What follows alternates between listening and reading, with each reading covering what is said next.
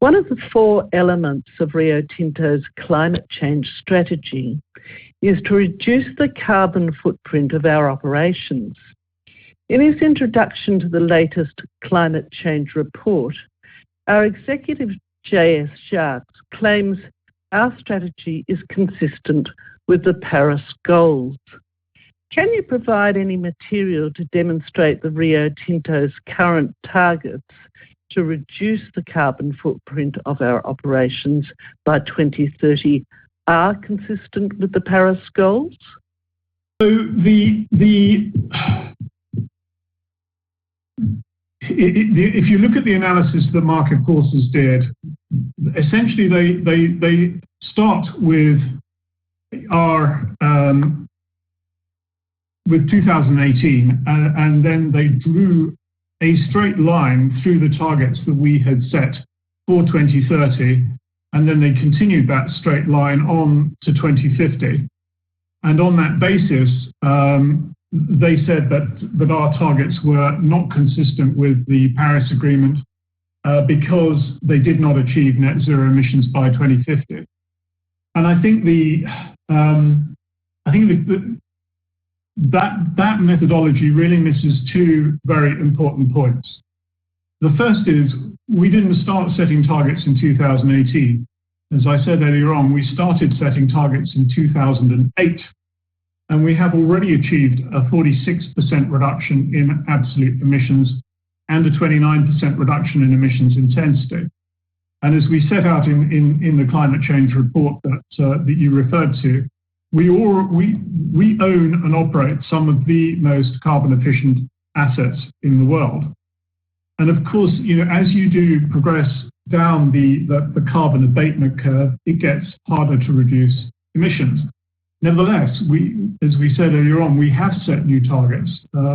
We've got an ambitious goal to achieve net zero by 2050, and we've set new targets to reduce our emissions intensity by 30% and absolute emissions by 15%. And as JS has just said, we've got a pipeline of projects already on the go to achieve those targets.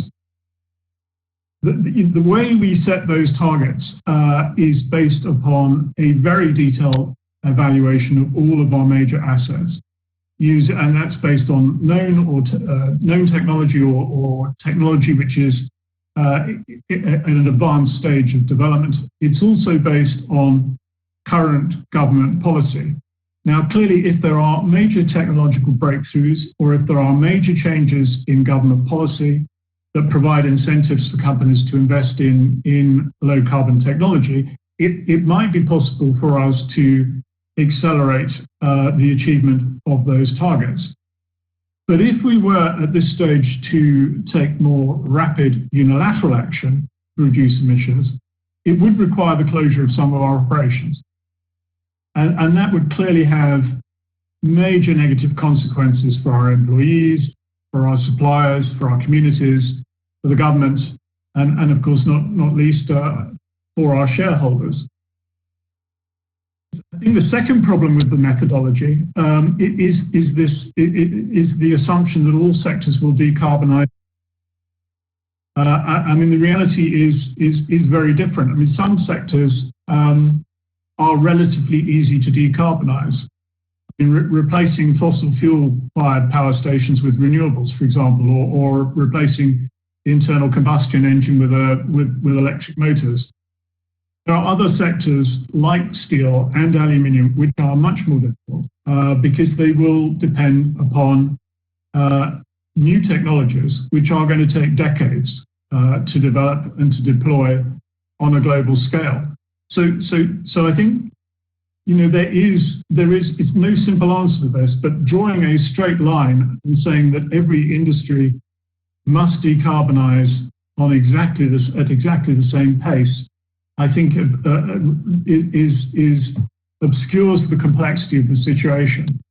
And we are working hard with the Aluminium Institute and others to come up with a much more thoughtful and considered sector by sector pathway towards achievement of the Paris Agreement in the various sectors where Rio Tinto